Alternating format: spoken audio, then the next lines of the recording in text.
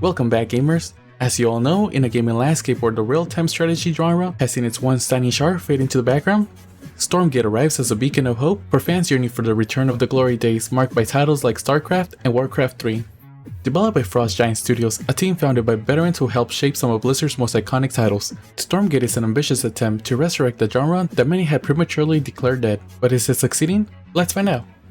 The title Stormgate wastes no time in making its influence known. From the very first match, players familiar with StarCraft will experience a strong sense of deja vu.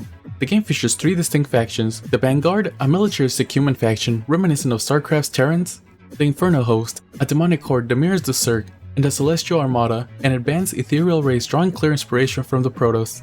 While these parallels are unmistakable, Stormgate doesn't just copy and paste from its predecessors, as each faction offers a fresh take on familiar archetypes, introducing new mechanics that add layers of strategic depth. The Vanguard, for instance, employs a versatile approach to combat, with units that can adapt to multiple roles on the battlefield, emphasizing flexibility. The Infernal Host, true to their name, focuses on overwhelming the enemy with sheer numbers and brute force, but with a twist, and certain units can evolve mid-battle, adapting to the player's need on the fly. The Celestial Armada, meanwhile, introduces a unique energy system that allows players to channel their unit's power into devastating abilities, turning the tide of battle when used effectively. But despite this innovation, Stormgate's gameplay is deeply rooted in the fast-paced, resource management-heavy mechanics that have defined the RTS genre for decades. This approach is both a strength and a weakness. For longtime fans of the genre, Stormgate offers a comforting return to form, delivering the kind of gameplay that once made RTS the king of competitive gaming. For those hoping for a modern take on the genre, the game's adherence to classic RTS principles might feel a bit too conservative. And when it comes to the game's art style, this is a mixed bag.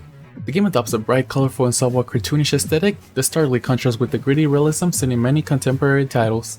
On one hand, the art style serves a practical purpose. The clean, exaggerated visuals make it easy to distinguish units and structures even during the most chaotic battles, ensuring that players can keep track on what's happening on screen without getting lost in the sea of detail. This clarity is especially important in a game like Stormgate, where split-second decisions can make the difference between victory and defeat. However, the downside of this approach becomes apparent in the game's campaign. Here, the simplistic art style feels at odds with the more serious tone the story tries to convey. Character models in particular have a somewhat plastic, toy-like appearance that can distract from the immersion. While this might not bother everyone, it is a notable issue that could alienate players who prefer more detail and realistic visuals. This title offers three primary modes to play: Campaign, Skirmish, and Co-op. Each mode is designed to cater to different types of players, from those who enjoy solo experiences to those who thrive in competitive multiplayer. The campaign in the game serves as both a narrative experience and a tutorial for new players, set in a post-apocalyptic world where humanity fights for survival against demonic invaders. The story is delivered through a series of missions that gradually introduce players to the game's mechanics and factions. As of its early launch, the campaign is still incomplete, with only the Vanguard faction storyline available. This limited content may disappoint some players looking for a deep story-driven experience. And when it comes to the missions, they are well designed, offering a mix of objectives to keep the gameplay varied and interesting. However, the campaign's pacing feels somewhat slow, particularly in the early stages where players might feel like they're simply going through the motions. The absence of campaigns from the Infernal Host and the Celestial Armada also means that players who prefer these factions will have to learn their intricacies through the trial and error of skirmish and multiplayer mode. But the biggest issue with the campaign, however, lies within its presentation. The affirmation art style, which works well in gameplay, doesn't translate as effectively in the cutscenes or story segments, as characters lack the detail and expressiveness needed to make the narrative compelling, and as a result, the story often feels flat and uninspiring. However, where the game truly shines is in its skirmish mode, as this mode allows players to engage in customizable battles against AI opponents and other players, with matches ranging from tense one-on-one duels to chaotic 3-on-3 battle teams. The matchmaking system is robust, offering a variety of options to suit different skill levels and playstyles. Each faction's unique strengths and weaknesses come to the forefront in skirmish mode, where they provide players with the opportunity to experiment with different strategies and tactics. The pace of the game is fast, demanding quick thinking and multitasking, as players must simultaneously manage resource gathering, base building, unit production, and battlefield engagements. It's a thrilling experience that will appeal to anyone who enjoys the challenge of outmaneuvering an opponent in real time. And the inclusion of Buddy AI, a feature designed to assist players in managing their base, adds an interesting dynamic to skirmish matches. While it's a useful tool for newcomers, helping them ease into the complexities of the genre, it can also be a bit intrusive. The Buddy AI occasionally makes questionable decisions, such as spending resources on unnecessary buildings, which can be frustrating for more experienced players who prefer to have full control over their base management.